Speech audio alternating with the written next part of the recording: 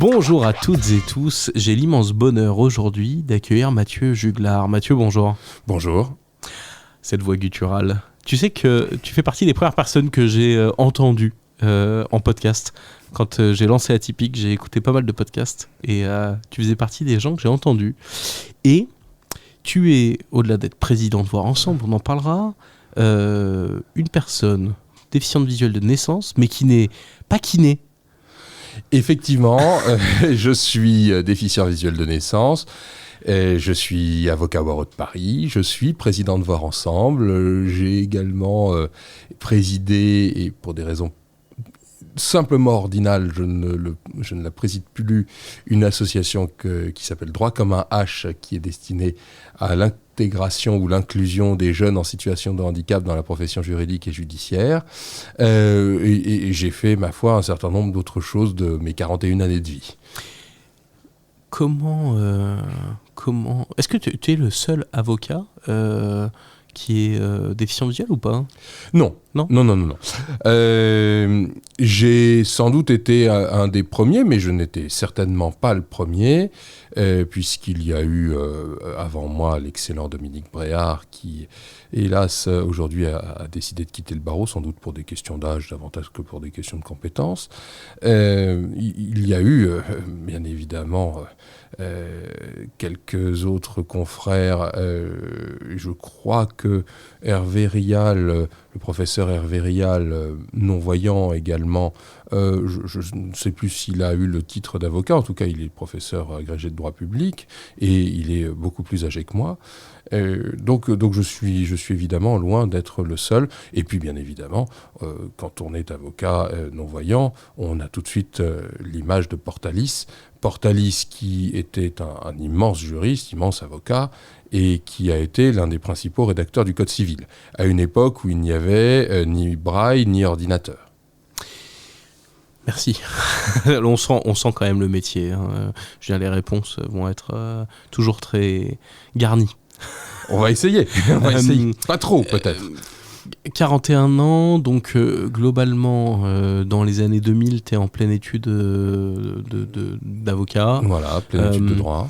Comment on fait pour faire des études supérieures ? Aujourd'hui, on sait qu'une des grosses problématiques, c'est que 50% des personnes déficientes visuelles sont au chômage.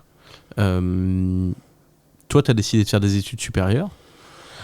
Comment on gère ? Comment on s'adapte ? Comment on arrive à suivre des cours d'études supérieures où peut-être que beaucoup de choses passent par l'écrit. J'imagine que le code civil, déjà, c'est un sacré morceau quand c'est pour les voyants. Mais alors, en braille, il faut une maison pour l'écrire. Alors, l'avantage du cours de droit, c'est qu'il est très oral. Effectivement, il y a des écrits. Nous sommes un pays de tradition écrite. Et donc, on a beaucoup de manuels, on a beaucoup de jurisprudence, bien évidemment, mais le cours de droit est un cours oral et sans support visuel. Donc, l'accès aux études est relativement facile de ce point de vue-là. À mon époque, on est au début de l'édition numérique ou de l'édition digitale. On est encore beaucoup sur des supports papier. Et les supports numériques arrivent peu à peu et nous sont présentés peu à peu. On se retrouve quelquefois à faire beaucoup de lectures. C'est long, c'est fatigant. Ça, c'est certain que c'est épuisant. On a beaucoup d'apprentissage. Et puis, petit à petit, on maîtrise de mieux en mieux l'outil, mais j'ai envie de dire comme n'importe quel étudiant voyant qui lui-même va maîtriser de mieux en mieux son code civil, puisque, évidemment, on peut se baser sur divers outils, hein, même dans le code papier, que sont l'index, la table des matières, etc. Alors, le non-voyant va utiliser la version en ligne du code, hein, qui est accessible sur Légifrance. L'étudiant voyant va utiliser la version papier. Bon, maintenant, ils utilisent tous la version en ligne, en réalité. Hein, ouais. Voilà. Il y a une IA code civil ? Alors, il y a des IA juridiques. Hein, ouais. Ça, mais c'est quelque chose de très récent. C'est-à-dire qu'il faut bien imaginer que, moi, quand je commence mes études en 2001. Je me retrouve avec effectivement beaucoup de documents. C'est vrai que c'est impressionnant. Quand on a des volumes qui arrivent, on se dit oula, il va falloir que j'arrive à lire tout ça. Donc on est beaucoup à la synthèse, beaucoup en parcourant, et on apprend à lire en diagonale. Bon, c'est un apprentissage. C'est clairement un apprentissage. Pour que les gens se rendent compte, le braille qui est essentiel, et on en parlera peut-être un moment, parce que quand même on est dans le bicentenaire de Louis Braille, ce jeune start-upper qui a révolutionner l'écriture avec seulement 6 points.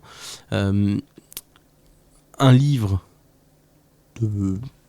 standard de 300 pages, écrit en impression noire, quand tu le traduis en braille, vu que le braille prend de la place parce que le code fait que une lettre, c'est potentiellement une matrice de 6 points, et donc ça prend un peu de place, tu fais x10 sur le volume que ça prend. Et donc on imagine le code civil qui est un tout petit, des toutes petites lignes avec beaucoup de lettres, de chiffres et tout ça. Ça devait être... C'était un énorme volume. Alors moi j'ai jamais utilisé de code civil en braille parce qu'il y avait déjà une version en ligne accessible sur internet et gratuitement. Là où j'avais plus de mal, c'était la version de l'éditeur avec la jurisprudence sous le code, sous les articles du code.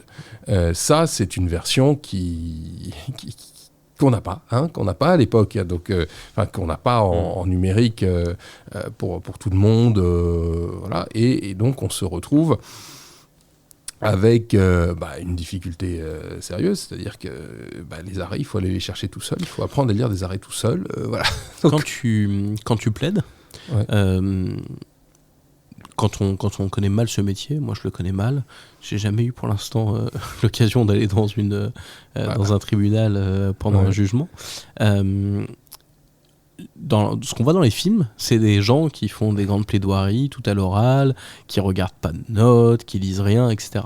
Quand on est avocat et qu'on a peut-être besoin un moment d'avoir ses notes, t'as le droit d'avoir une oreillette, t'as le droit d'avoir de l'audio, t'as le droit d'avoir des trucs un peu spécifiques.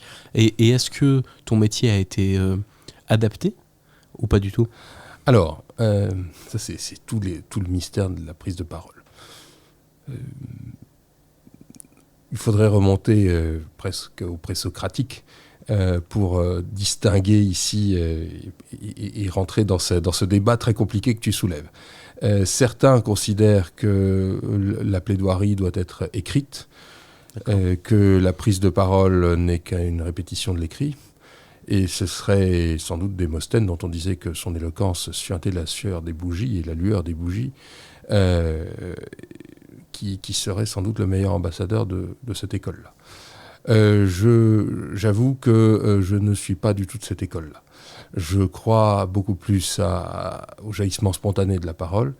Je ne fais ici que reprendre les mots de grands confrères qui m'ont précédé, et notamment un immense avocat suisse qui s'appelle Marc Bonan, qui est sans doute l'un des meilleurs orateurs francophones. La parole est un jaillissement spontané, et par conséquent, quand on arrive pour plaider, moins on a de notes, mieux on se porte. Et j'en ai fait l'expérience que lorsque l'on plaide un dossier, eh bien, à ce moment-là, ne pas avoir de notes, c'est un soulagement. Tout simplement parce qu'on est libre de ses propos. Et on sait ce qu'il y a dans le dossier, on le sait, le juge le sait. Ça me rappelle tout à fait une discussion que j'avais avec un grand juge d'instruction, qui hélas n'est plus aujourd'hui, mais qui un jour m'a dit « Mais arrêtez de nous faire des notes de synthèse trop longues, on connaît le dossier aussi bien que vous, peut-être même mieux. » Il a raison, il avait entièrement raison. Et en fait, nous sommes là pour mettre en lumière certaines choses. De toute façon, quand on plaide, on défend un point de vue, une vérité du dossier. On essaye de faire en sorte que cette vérité soit le dossier en lui-même, et soit celle qui emporte la conviction du magistrat ou du juré. Mais la réalité, c'est que on est beaucoup plus à l'aise en n'ayant rien sous les doigts ou sous les yeux, sauf peut-être de temps en temps une ou deux citations tirées d'un endroit précis du dossier ou d'un moment de l'audience, parce que nous avons tout de même, surtout quand on fait du pénal comme ce que je fais, une procédure qui est très oralisée. Donc on parle beaucoup, on est tenu essentiellement par ce qui se dit à la barre. Donc certaines phrases vont être dites, et ce sont celles-là dont on va se servir pour essayer d'asseoir une argumentation. Donc ce sont des choses qu'on retient très facilement par cœur, et on est beaucoup plus à l'aise en n'ayant rien, en pouvant chercher, ça va paraître curieux ce que je vais te dire là, mais chercher le regard d'un juge, capter son attention, plutôt que d'avoir les doigts occupés à chercher la bonne ligne sur la plage Braille. Mais mon Dieu, où est cette ligne-là? Mais non, ce n'était pas du tout cela que je voulais dire. Et en réalité, on va se retrouver à se heurter au piège et à l'enfermement que constituent les notes de plaidoirie. Le pénal, c'est par exemple les crimes ou ce genre de choses? Ce sont les crimes, les délits, les contraventions. Comment tu gères une scène de crime quand tu es aveugle? Alors ça, c'est très compliqué. Effectivement, tout dépend de la scène de crime. Il y a beaucoup de dossiers où il n'y a aucune scène de crime. Okay. Prendre un dossier pénal financier, par exemple, une escroquerie, voilà, il y a des montants qui partent. Et puis avec éventuellement quelqu'un qui nous explique, qui nous raconte cette scène de crime. Donc là, on est vraiment sur de la narration, c'est très facile à gérer. Ce qui est plus compliqué à gérer, ce sont les scènes de tir avec des armes à feu. Alors là, c'est absolument terrible. On ne peut pas le faire seul. En réalité, c'est très salutaire parce que je pense que tout avocat est très dangereux dès lors qu'il est seul. Il faut pouvoir confronter son idée sans risque avec quelqu'un d'autre. Et ça, c'est salutaire, c'est essentiel, parce que quand l'adversaire, c'est le collaborateur ou l'associé ou un autre confrère, bon, il va peut-être nous dire, voilà, change d'idée, ça tient pas la route, passe à autre chose. Bon, on le fait, généralement on le fait, enfin, et je le fais aussi bien qu'on me le fait, c'est-à-dire qu'il m'arrive de dire quelquefois, en posant des questions, en challengeant un peu le confrère, de lui dire, bon écoute, non, ta stratégie tu l'oublies, là, ça tient pas la route.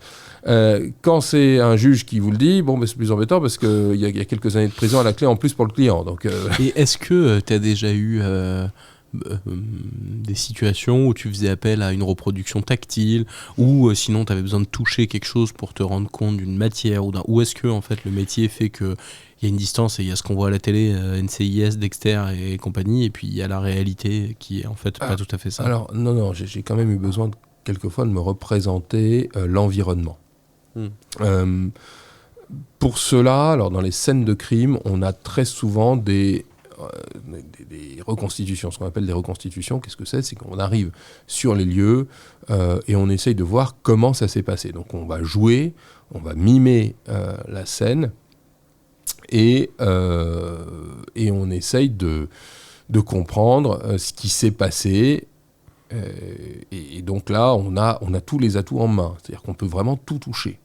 On voit la position des gens, on voit la taille des gens, c'est très important, surtout dans une scène de tir. On voit la trajectoire des balles, parce que une balle, ça laisse un impact, faut pas l'oublier. Et je me rappelle très bien, moi, d'une scène de crime avec la balle.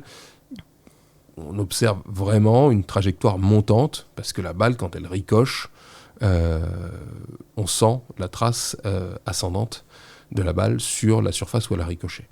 Je me rappelle aussi d'une reconstitution qui était très intéressante, parce qu'on se rendait vraiment compte, et même pour tout le monde, on se rendait vraiment compte de ce qui s'était passé. C'était une importation de stupéfiants, de drogue, qui passait par l'aéroport. Et donc t'as bossé sur Air Cocaine? C'était pas Air Cocaine, mais ça y ressemblait. Et donc ça passait par les circuits bagages, avec ces circuits de police, etc. Bon, qui devait aller chercher où, qui devait se mettre où, etc. Et donc on se retrouve dans une situation où on est l'importateur, on dit ben, comment ça marche, et puis on passe de l'avion à ce qu'on appelle les obèdes. Donc les obèdes, c'était les petites cabines où les policiers nous contrôlent quand on arrive de l'étranger, la police aux frontières fait son contrôle, et puis petit à petit on descend jusqu'au parking souterrain de l'aéroport en ayant passé telle et telle chose. Et c'est en fait très intéressant parce qu'on n'imagine pas, mais même un voyant n'imagine pas du tout ce que c'est. Et donc, la description, là, oui, il faut pas y aller tout seul. Dans un exercice comme ça, c'est trop difficile. Et est-ce que je fais un peu toutes les questions bébêtes, comme ça au moins. Est-ce qu'en fait, le fait de ne pas voir, ça augmente ta capacité d'écoute et du coup, t'as un espèce de sixième sens de oula, là, lui, il est en train de me balourder et en fait, je le sens parce que la voix tremble ou parce que ci ou parce que ça. Parce qu'en fait, aujourd'hui, on bosse beaucoup sur les signes du visage, etc.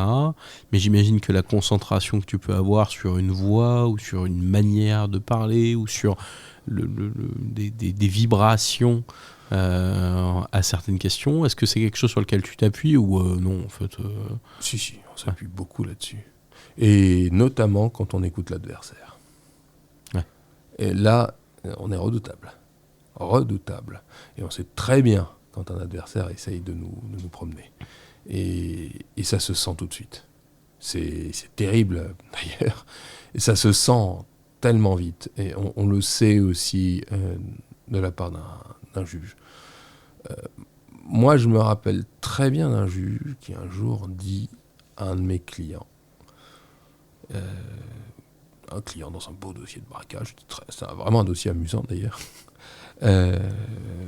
qui lui dit, comme ça, le client fait une réponse. On sent bien que la réponse est fausse. Ah ouais. Le client donc, a fait cette réponse, cependant, avec une assurance apparemment remarquable. Et le juge le regarde. C'était un vieux briscard, il ne s'en laissait pas compter, le juge. Pourtant, le mec en face de lui était costaud aussi, mais le juge était un gars qui en avait vu d'autres. Il le regarde et il fait « Vous avez lu dans mes yeux ? Parce que moi, j'ai lu dans les vôtres. Et je peux vous dire que vous ne me dites pas la vérité. » Et c'est pareil pour nous. Et je me rappelle très bien une fois d'une juge qui haussait le ton, et plus elle haussait le ton, plus je savais qu'elle était mal à l'aise. C'est intéressant parce que j'ai l'impression que entre avocat et rappeur, il y a un espèce de concours de punchliner de toutes les petites phrases. Je veux dire, je pense que dans un procès ou dans une plaidoirie, il y a quand même tout un truc autour du verbe qu'on va retrouver chez les chanteurs. Dans le rap, notamment dans la musique parlée populaire, la variété française la variété française de l'époque, les Brassens et autres, et chez les rappeurs aujourd'hui où justement là tu vois vous avez lu dans mes yeux parce que moi j'ai lu dans les vôtres et je sais que vous me mentez, ça pourrait être sorti d'un battle de MC. Mais totalement. Mais alors à telle enseigne, tu as d'autant plus raison que un de mes confrères, mes excellents confrères parisiens avec qui nous avons été secrétaires de la conférence ensemble, donc nous avons fait des très beaux dossiers pénaux la même année, et voilà. Et ce garçon est un ancien rappeur, et il a un vrai sens du verbe extraordinaire. C'est génial. T'as un souvenir d'une plaidoirie? Est-ce que parfois ça t'arrive de... Bon, évidemment, toi, je vais pas te demander si t'aimes ce que tu fais, parce que j'imagine que t'y mets tout le cœur et toute l'énergie qu'il faut. Mais est-ce que t'as entendu des confrères plaider et tu t'es dit, waouh, je sais que je vais le battre ou qu'il a tort et tout. Par contre, c'était beau là, ce qu'il a dit. Alors, j'ai déjà entendu des confrères en défense qui étaient remarquables. On était ensemble et je crois qu'un de mes plus beaux souvenirs que j'ai entendu de plaidoirie, c'était une plaidoirie d'un confrère rouennais qui s'appelle Hugues Vigier, qui est un excellent pénaliste et qui était dans un dossier de stupéfiants. Je ne sais plus exactement comment il avait dit cela, mais il y avait une image qu'il essayait d'amener qui était magnifique. Et il plaidait pour celui qui était considéré comme le chef du réseau, contre qui on venait de requérir 25 ans de prison quand même, donc c'était assez lourd. Oui. Voilà. Et il y avait mis une énergie absolument exceptionnelle. Et moi, je m'étais dit, mais ce mec est juste exceptionnel, extraordinaire. Enfin, pour moi, il était même au-dessus d'un Dupond-Moretti, qui pourtant était et toujours l'une des références de plaidoirie d'assises. C'est pas pour rien d'ailleurs que Dupond-Moretti a fini sur les planches, au-delà des passages par le gouvernement. Il y a quand même un truc, j'ai l'impression que tous les avocats te disent c'est le droit avant tout et et la volonté de défendre tout le monde et tout le monde aura le droit d'être défendu. Et en même temps, j'ai l'impression que les grands avocats, j'ai pas l'impression qu'il y ait un grand avocat qui soit pas un grand plaideur. Et donc quelqu'un qui a un amour profond pour la formule, le verbe et le sens Alors, théâtral du sujet, non ? L'avocat est évident qu'il a des techniques d'acteur. Tout avocat plaidant a des techniques d'acteur. Des techniques de respiration, des techniques de voix. Et c'est vrai que Éric Dupond-Moretti, quand il se retrouve sur une scène, c'était un peu... je dirais pas écrit d'avance, mais c'est un passage qui, à un moment ou à un autre, finit presque par être un passage obligé. Mais... C'est un truc qui te fait envie ? Personnellement, alors, parler de moi sur scène, non, pas spécialement. Faire de la scène, oui, pourquoi pas. D'ailleurs, on me l'a demandé. Et j'ai moi-même une formation de chanteur, donc voilà, j'ai aussi cette appétence pour le verbe, pour la voix. Ténor ? Baryton. Baryton, même baryton basse. Mais un qui était un excellent sur une scène de théâtre, c'était Jacques Vergès. Jacques Vergès qui avait une présence scénique. Et Dieu sait que c'était un personnage controversé, mais justement, il savait jouer de ce caractère. Un qui, je crois, ne l'a jamais fait, et pourtant c'était un immense orateur, c'était Robert Badinter, qui, lui, n'est jamais allé sur ce terrain-là. Alors, je pense que pour lui, il voyait, sans vouloir trop m'avancer, mais sans doute voyait-il la scène comme quelque chose peut-être un peu en dessous de lui. C'était quelqu'un qui était beaucoup plus porté sur la tribune, le côté tribun de l'orateur. Et ses discours à l'Assemblée nationale étaient remarquables. On dit également que ces cours de droit qu'il dispensait, et qui n'étaient pas du droit pénal du tout d'ailleurs, étaient des cours d'une qualité extraordinaire, avec une éloquence prodigieuse. Et puis bien sûr, ces plaidoiries dont on n'a gardé que des traces écrites, puisqu'il n'y a pas d'enregistrement dans les cours d'assises, mais ce plaidoirie Henry est une plaidoirie qui a fait date. Comment tu fais quand tu as rendez-vous avec ton client en prison ? Comment tu fais pour trouver la porte d'entrée, pour te déplacer, parce que j'imagine que tu dois laisser à peu près tout à l'entrée. Donc là, le chien, il peut t'accompagner. Alors, ok, mais le chien accompagne. C'est vrai qu'en détention, on est dans un environnement par hypothèse très confiné. On est dans quelque chose de très refermé. Le chien accompagne. On a l'ordinateur, on a le droit à l'ordinateur et à la fiche en braille. Mais ce à quoi on n'a pas le droit, c'est évidemment le téléphone portable. Et pour cause, le téléphone portable est effectivement un outil qui peut servir aux détenus à passer des communications avec l'extérieur. Et donc, bon, c'est juste inenvisageable. On sait qu'il y a des portables en prison, mais là n'est pas le débat. Et donc, on se retrouve avec des outils qui sont... on est un peu démunis. Donc, il y a souvent des agents qui accompagnent. Les agents sont très, très prévenants. Il faut bien voir que ce sont des gens qui sont confrontés à toutes les difficultés humaines, parce que la prison, c'est un environnement d'une dureté incroyable et d'une tristesse incroyable. Et quand on se retrouve avec des gens qui sont là en train d'attendre leur fin de peine, mais qui sont vraiment malheureux, il faut le dire. Et puis peut-être même il y a des gens qui se disent, mais attends, moi, ok, c'est ma fin de peine, très bien, mais à l'extérieur, qu'est-ce qui va se passer ?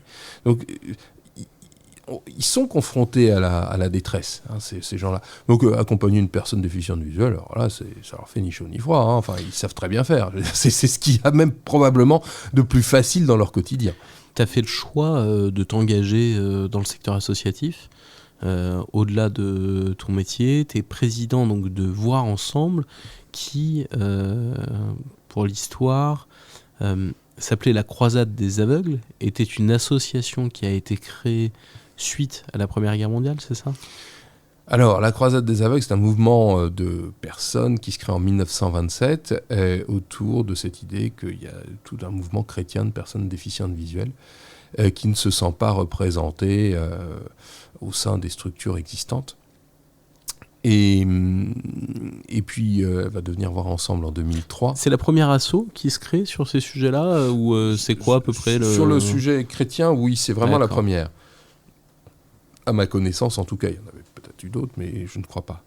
Et donc, c'est un mouvement qui se crée à Lyon, d'ailleurs, qui va vraiment avoir cette idée que les déficients visuels ont aussi une vie spirituelle, et donc va beaucoup travailler là-dessus. Cette année, enfin l'année prochaine plus exactement, nous allons fêter le 80e pèlerinage qu'on a organisé à Lourdes. Ah oui. Voilà, et donc tous les ans, Voir Ensemble organise un pèlerinage à Lourdes où il y a plusieurs dizaines de personnes qui se déplacent et pèlerinage accessible. Mais Voir Ensemble, c'est également une quarantaine d'établissements et services qui s'occupent de plus de 2000 personnes sur tout le territoire et qui peut gérer, Voir Ensemble en tout cas, une personne qui peut l'accompagner de sa naissance à sa mort. Du coup, il faut être chrétien pour Pas du tout. bénéficier de Voir Ensemble ? Pas du tout. Nous sommes, un peu comme ce qui pourrait se passer pour l'enseignement catholique, hein, nous sommes totalement ouverts à toute personne. Seulement, quand on dit que c'est un mouvement chrétien, c'est que nous avons un certain nombre de valeurs chrétiennes inspirées de la doctrine sociale de l'Église, et notamment sur l'accueil de l'autre et le respect de l'autre. C'est-à-dire qu'il y a tout de même toute une dimension où, avant d'être une personne en situation de handicap, le bénéficiaire, tout comme l'adhérent, est une personne humaine avec ses attentes, ses besoins, ses demandes, et que l'on doit respecter en tant que tel. C'est combien de personnes et combien, tu peux nous redire les chiffres ? Tu me disais 40 établissements. 40 établissements et services, plus de 500 salariés, plus de 2000 bénéficiaires. 500 salariés. Et oui, 500 salariés sur tout le territoire, parce que ça va de la direction générale jusqu'à tout l'accompagnement de la personne. Et donc, ça peut être l'instructeur en locomotion, ça peut être l'enseignant, c'est le prof de braille. Sa vie de quoi ? Sa vie essentiellement des subventions que l'on peut recevoir des agences régionales de santé. Okay. L'Église ? L'Église aussi nous aide, bien sûr. C'est quoi ? C'est les OGEC ou les mouvements chrétiens ou genre à Lyon, c'est Fourvière ou ce genre d'endroit ? Voilà, alors après, les églises peuvent financer aussi, c'est le don public. D'accord. Je ne sais pas après qui finance quel groupe exactement, mais c'est ce genre. Toi, ton job, quand tu es président d'une asso comme ça, j'imagine que c'est avoir une vision claire, si je puis me permettre, pour la suite. Exactement. Et en même temps, garantir un équilibre qui permette d'aider toujours 2000 personnes minimum et financer 500 salaires, ce qui n'est pas une mince affaire, j'imagine. Ça n'est pas une mince affaire. Heureusement que j'ai une direction générale remarquable. Qui me permet d'avoir il faut bien voir que quand on est président d'association, on est bénévole, hein, donc on ne touche rien, pas un centime, pour 2 jours et demi de travail par semaine au moins. C'est vrai qu'à côté, t'as pas un job reprenant. C'est vrai qu'à côté, j'ai rien à faire, donc je peux tout à fait me consacrer corps et âme à Voir Ensemble.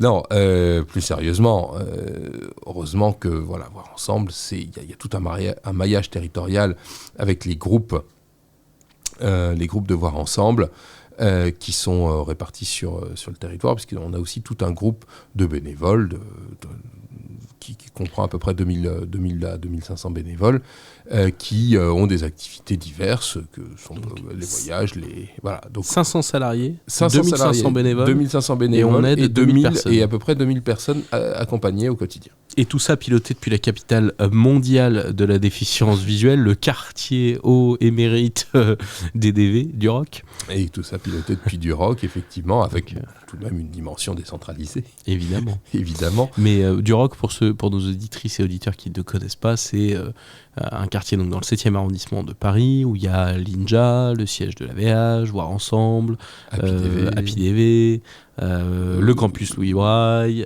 et donc c'est un lieu où dans un grand pâté de maison autour de l'INJA, il y a une grosse concentration de personnes à la fois déficientes visuelles et de décisions qui sont prises pour la déficience visuelle. Donc, en réalité, c'est là que se sont regroupés, parce que c'est là que l'INJA s'est installé, les diverses structures, la plupart des grandes maisons autour du handicap visuel. Et puis même la Fédération des aveugles et amblyopes de France, c'est pas très loin, c'est très loin, quelques kilomètres. Oh oui, je dirais que la FAF est à 15 minutes, 20 minutes à pied, donc c'est pas grand-chose. Donc c'est un peu l'Élysée de la déficience visuelle. Il y a le côté jacobin, quand tu vas à Duroc, c'est vraiment...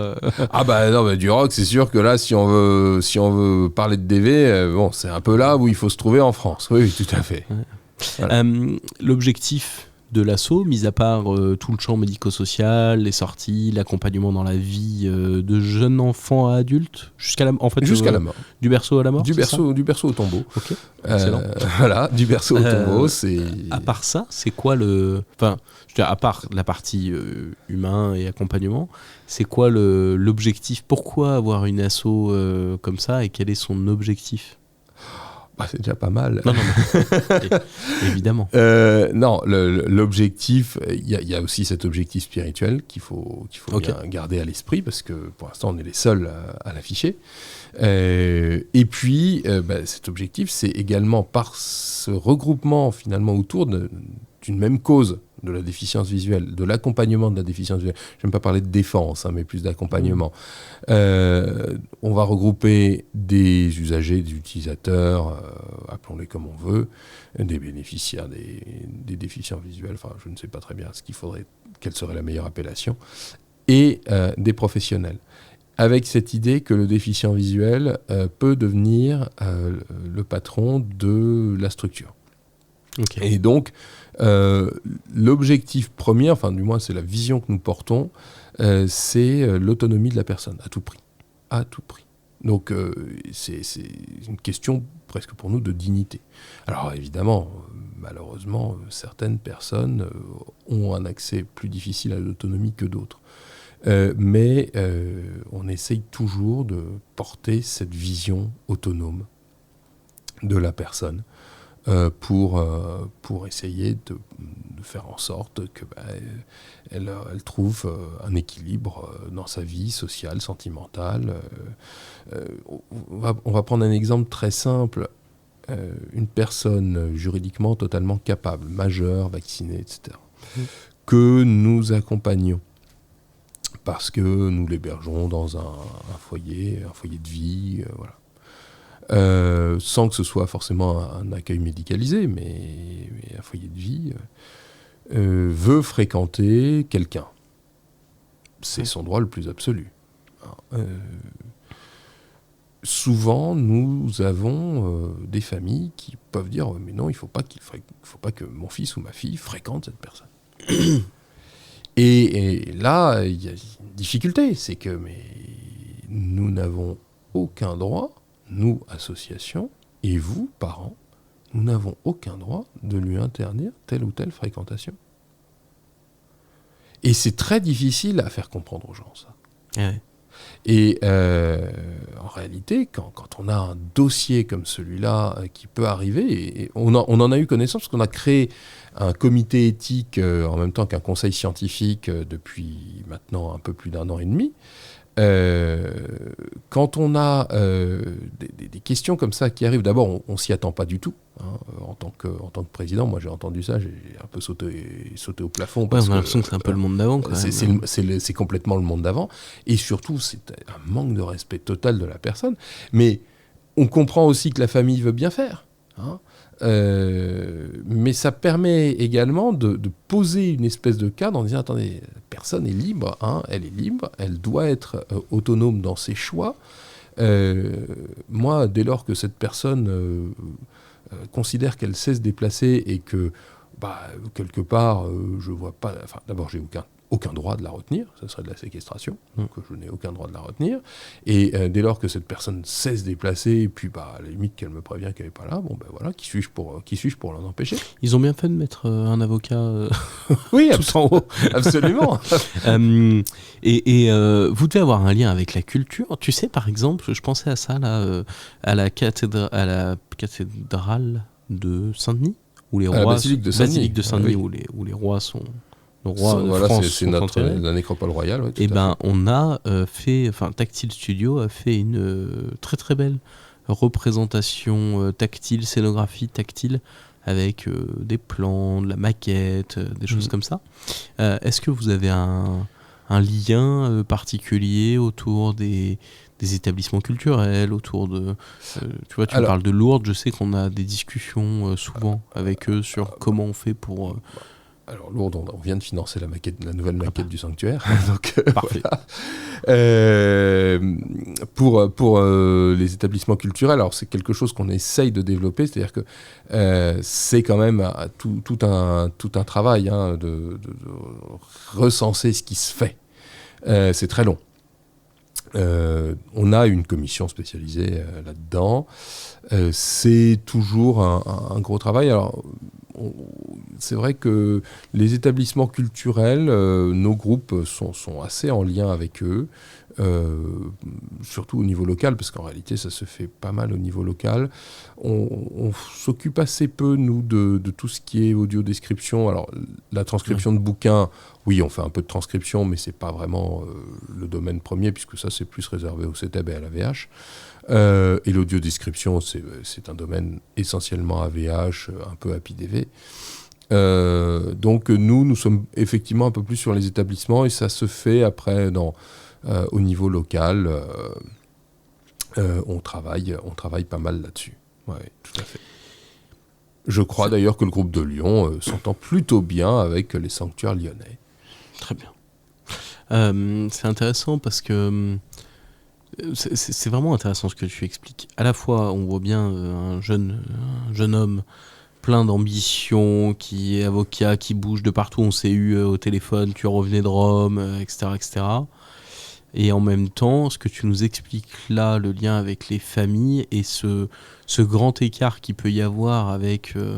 et je dis le monde d'avant, mais c'est pas pour le mépriser, c'est factuel. Le monde d'avant qui est ma petite personne déficiente visuelle que je vais mettre dans un établissement où surtout il faut pas que ça bouge trop parce que il est pas capable de comprendre parce qu'il voit pas.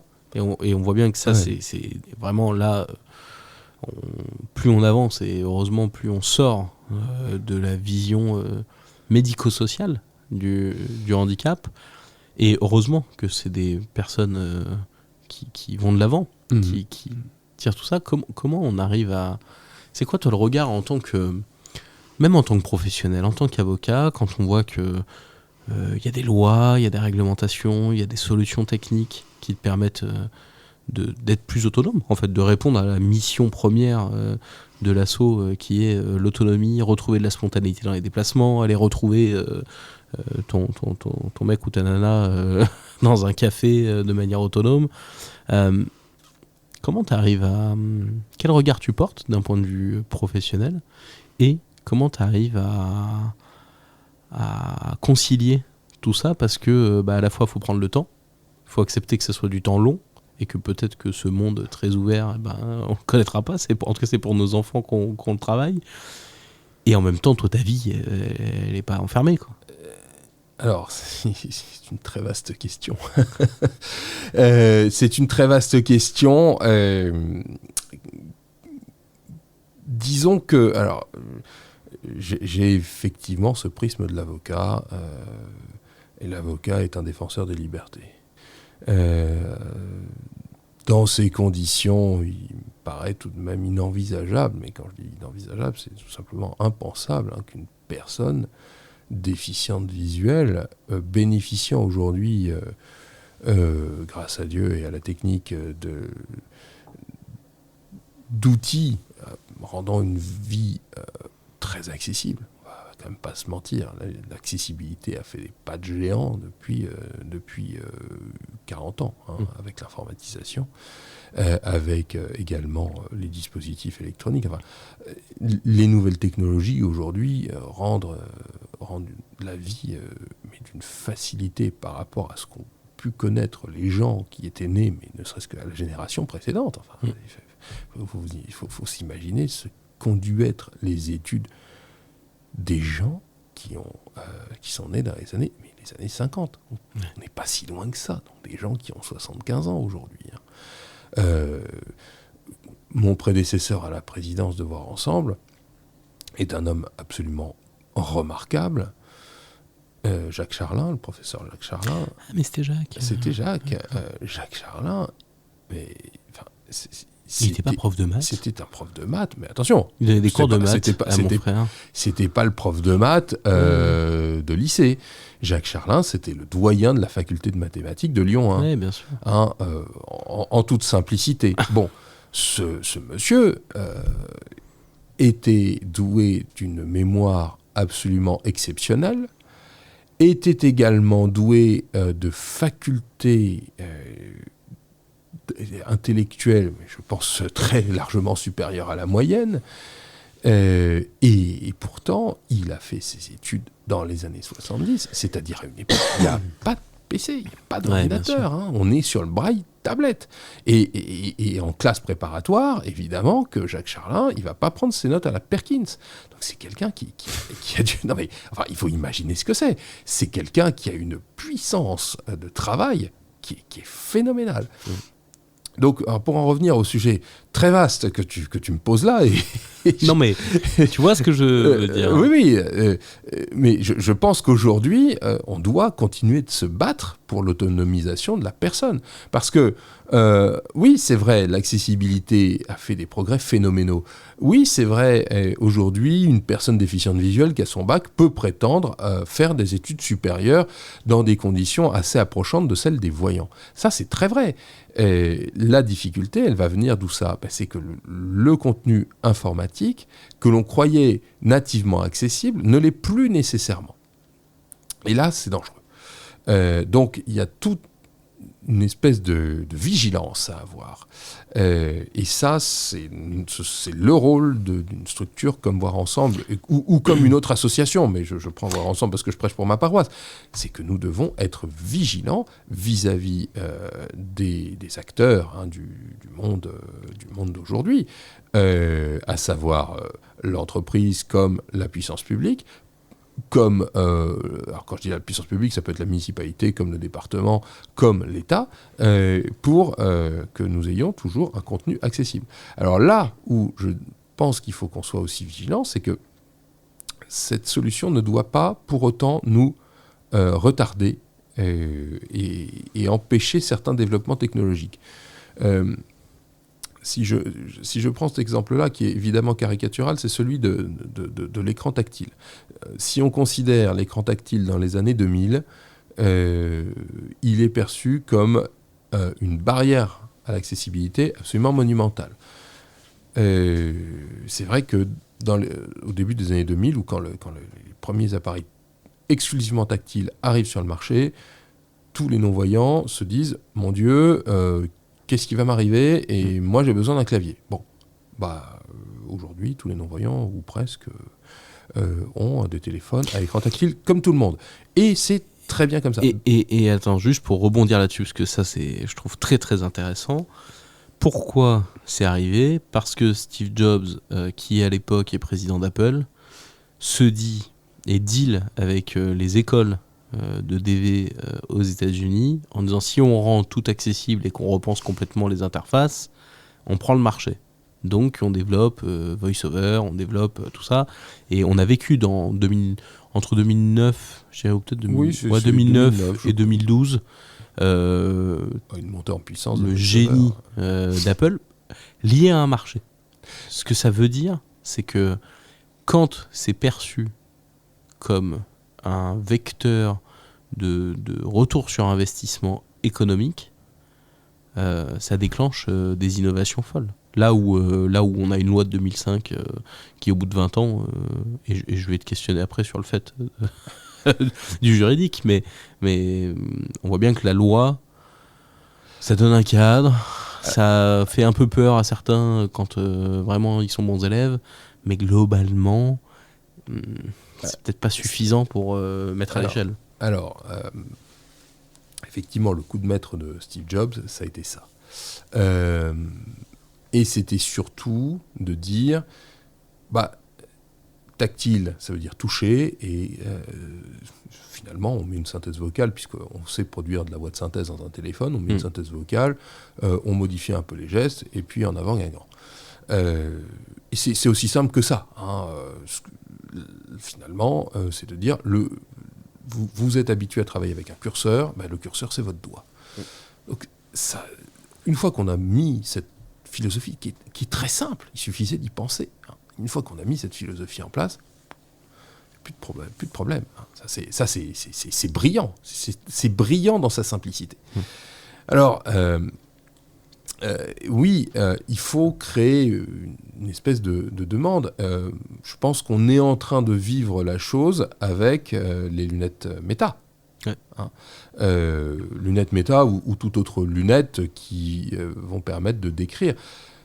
Je dirais que là, on va avoir sans doute quelque chose de plus discuté entre les acteurs, parce qu'il y a deux philosophies. Soit on tombe sur une description verbale de l'environnement, avec toute la difficulté que cela peut représenter, parce qu'une description verbale, d'abord, faut-il encore bien la faire ? Tout le monde n'est pas Balzac, voilà. Et en face, il faut la comprendre. Voilà. Comme nous n'avons pas le temps forcément d'écouter une description balzacienne d'un environnement, on ne va pas écouter 3 pages sur un carrefour, on s'en sortira jamais. On a besoin d'une description qui soit à la fois suffisamment précise, mais aussi suffisamment rapide. Donc c'est tout un travail. C'est tout un travail à faire. Voilà, il y a tout un équilibre peut-être à trouver. Il y a peut-être une autre solution qui va se faire, c'est la substitution neuronale, donc la substitution sensorielle. C'est-à-dire, on sait qu'il y a des entreprises qui travaillent là-dessus, de faire passer une image par une voie tactile.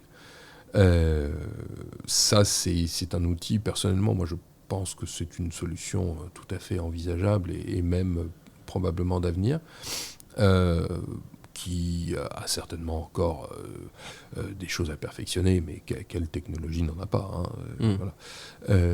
Donc, probablement, en travaillant là-dessus, on devrait aussi trouver une solution pour envoyer des images au cerveau sans passer par le biais de l'œil. C'est intéressant parce que j'ai l'impression que quand on parle d'efficience visuelle et innovation, on est toujours, enfin très souvent en tout cas, il y a tout un courant qui est porté par des innovations très rupture, très, tu vois, typiquement la question des nerfs pour faire passer une image. À une époque, il y a eu un grand travail qui a été fait autour des nerfs sur la langue. Il y a eu beaucoup de recherches. Et basiquement, nous, ça fait 30 ans qu'on met une télécommande dans la poche d'usager pour doubler la signalétique visuelle par du son pour traverser la rue. La solution est très fonctionnelle et très basique et pas du tout rupture, tu vois. On est sur un truc qui est low-tech, on va dire. Et pour autant, tous les jours, on apprend à des usagers à se servir des feux sonores. Tous les jours, on a des demandes de téléco. Cette année, on a financé 10 000 télécommandes. Et tu vois, je trouve que on a toujours un espèce de sujet qui vacille entre à la fois des innovations très très à la pointe et à la fois des basiques. Je veux dire, en ce moment, le grand débat, 200 ans après, c'est dans la tête des voyants, faut pas mettre de braille. Dans la tête des voyants décideurs, on met pas de braille parce qu'aucun non-voyant lit le braille. Et tu te dis, mais putain, mais les gars, vous êtes complètement fous, quoi.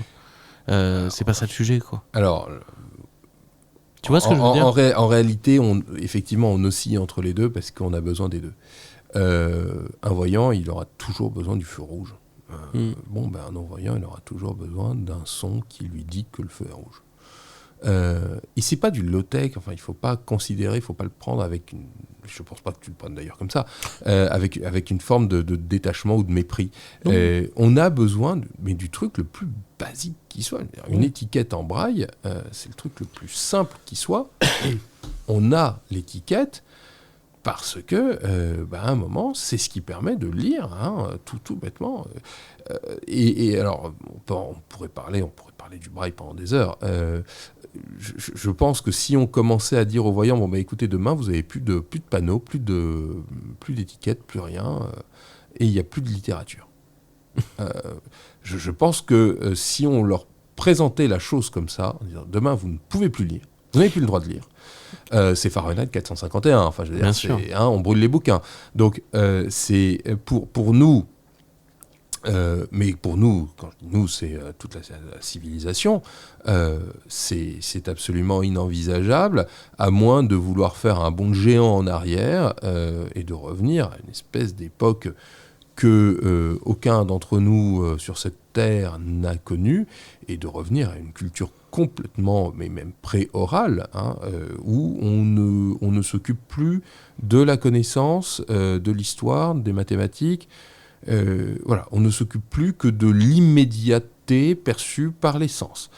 Ça présente une rétrogradation au stade de l'animal, presque, qui devrait interroger toute personne raisonnablement civilisée. Alors, est-ce à dire que nos décideurs ne le sont pas ? Mais pourquoi c'est pas le cas ? Tu vois ce que... Là, je trouve ça extrêmement clair et limpide, ce que tu dis.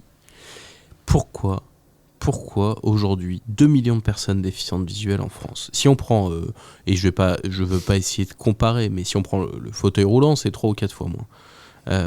Oui, mais le fauteuil roulant, il lit. Non mais, 2 millions de personnes, et pour autant, on n'arrive pas à faire entendre des choses qui sont basiques, comme, et c'est ce que tu dis, on a besoin de routes, on a besoin de panneaux, et on a besoin d'optimiser nos déplacements. Donc la route, ça va être les bandes de guidage, les feux sonores, le basique réglementaire, le socle réglementaire. On a besoin de panneaux pour augmenter notre capacité à nous repérer, donc de la signalétique et autres. Et on a besoin d'optimiser tout ça, donc de la géoloc. Et en fait, on n'arrive pas, de l'extérieur, malgré les assauts, malgré les moyens, malgré toute la bonne volonté du monde, on a du mal à le faire entendre. Alors, moi, je veux dire, tous les jours, j'ai besoin de convaincre des gens sur le braille, alors que tu dis, mais les gars, ça fait 2 siècles que le code existe, c'est le truc le plus intelligent, le plus brillant qui soit. Cocorico, c'est français. Et on a besoin de vous convaincre qu'il faut mettre du braille. Alors, je pense qu'il y a plusieurs raisons à ça. La première raison, c'est que de manière générale, il y a un recul de l'écriture, en braille comme en noir, c'est pas du tout lié au braille, et on considère que les petits dessins remplacent avantageusement les mots. On dit même, on le dit moins aujourd'hui, mais on disait beaucoup que l'image aurait un jour le dernier mot. C'est assez triste, c'est un constat civilisationnel, et en réalité, peut-être que je suis un dangereux réactionnaire nostalgique. Mais je le revendique volontiers, et je n'ai aucun mal à dire que la lecture favorise l'imagination, elle aussi. Il y a une deuxième chose, et ça qui est propre au handicap visuel, c'est que le rôle aujourd'hui du braille disparaît parce que il y a beaucoup de déficients visuels tardifs et qui ont beaucoup de mal à appréhender le monde par le doigt. Parce qu'ils n'ont pas appris, tout simplement, et que les neurones, après je ne suis pas neurologue, mais le cerveau, à partir d'un certain âge, apprend moins vite, forcément. L'aveugle tardif n'est généralement pas bon brailliste. Et puis il y a une troisième chose, outil très pratique mais qui a son côté pervers, c'est la synthèse vocale.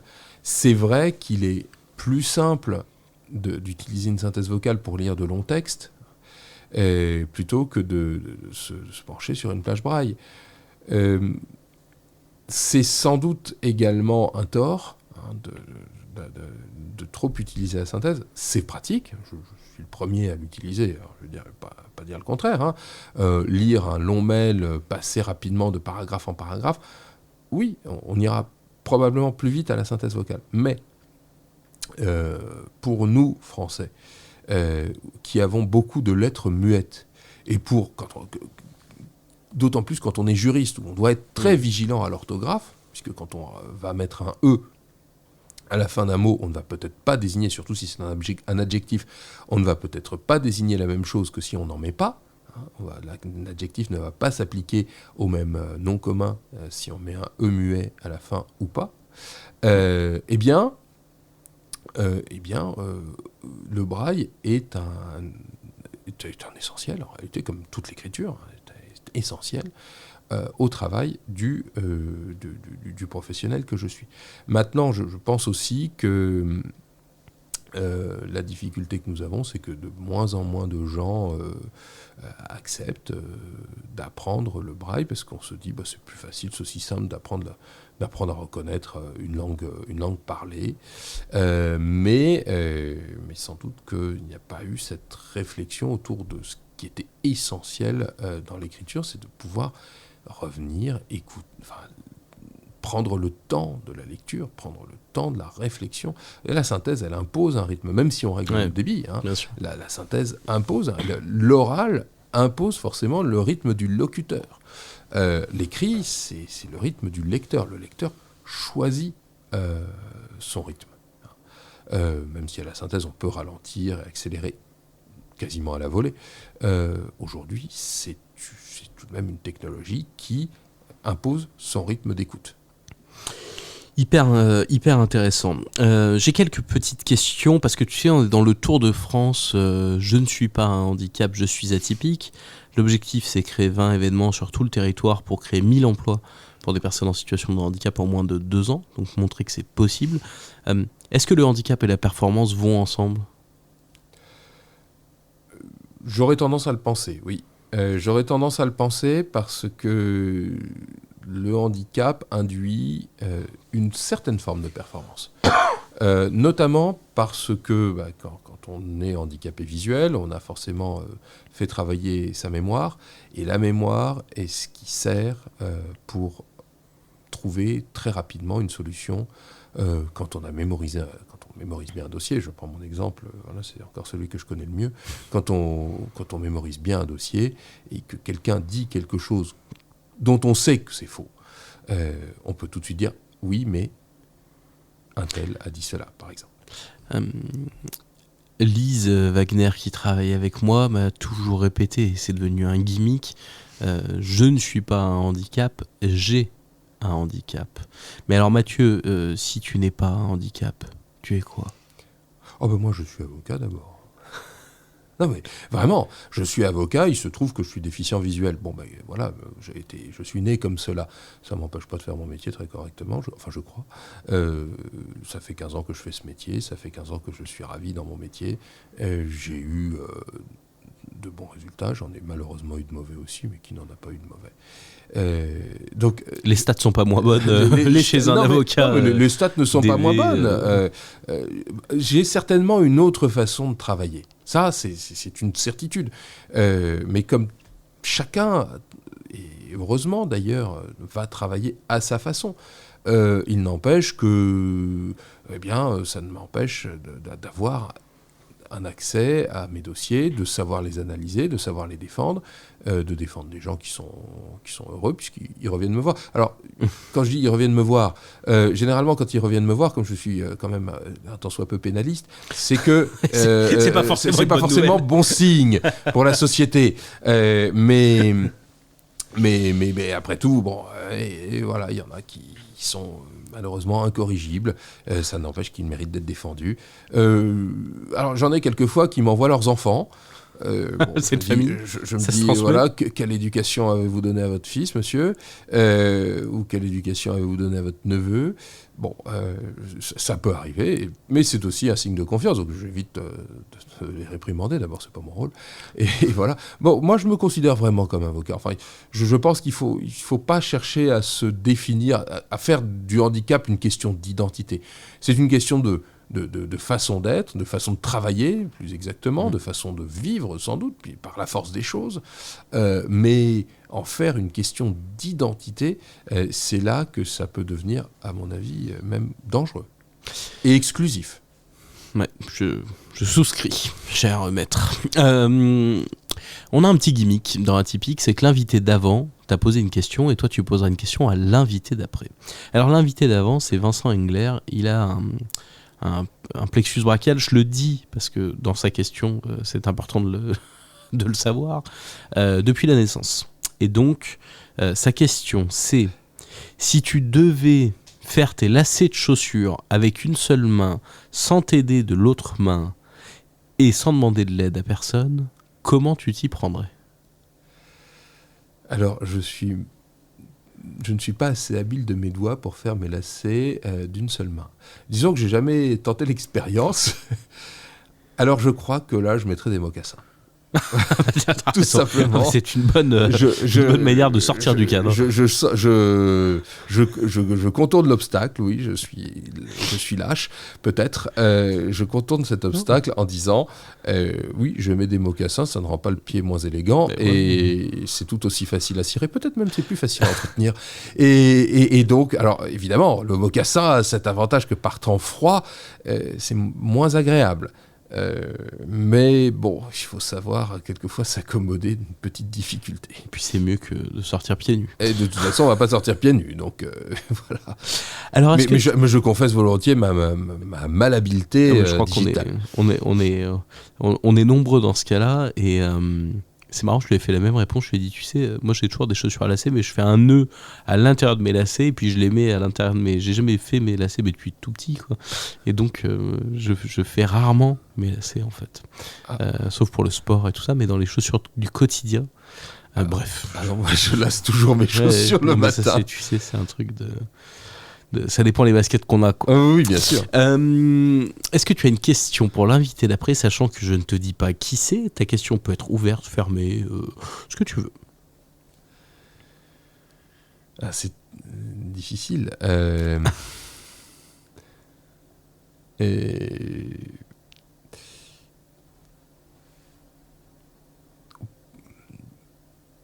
Peut-être qu'on peut l'interroger sur cette phrase du renard au Petit Prince. Pensez-vous qu'on ne voit bien qu'avec le cœur et que l'essentiel est invisible pour les yeux? Bah dis donc, il faut que je commence l'épisode par ça, comme ça on fera 1 heure. Voilà, sur le sujet. vous avez 1 heure pour répondre. Pensez-vous que l'on voit bien qu'avec le cœur? Que l'on ne voit bien qu'avec le cœur et que l'essentiel est invisible pour les yeux. C'est la phrase du renard au Petit Prince. C'est le secret du renard au Petit Prince. Voilà, pour des Lyonnais, je pense que ça s'entend très bien. Je crois, c'est l'une des plus belles phrases du XXe siècle. Oui, de toute façon, Saint-Exupéry, on avait quelques-unes des belles phrases. Et loin de m'appauvrir, mon frère, ta différence m'enrichit. Enfin, c'est loin de me léser. Oui. Ta différence m'enrichit. Ouais, c'était quand même pareil. Lui aussi, c'était un bon punchliner. Il aurait pu être avocat. Ah ben non, mais alors il a été tellement de choses qu'il n'aurait sans doute pas eu le temps. Mais bon, il était aviateur, il était écrivain, il était lyonnais surtout. Il était lyonnais. Il était lyonnais, et d'ailleurs l'aéroport de Lyon porte son nom. Exactement. Bon, ça fait partie des grands messieurs. Écoute, Mathieu, un immense merci d'être venu jusqu'à nous. C'était un grand plaisir de découvrir un peu plus ta vie et le regard que tu portes sur notre société. Merci énormément. Merci Martin, merci à toutes et à tous. À très bientôt. Au revoir.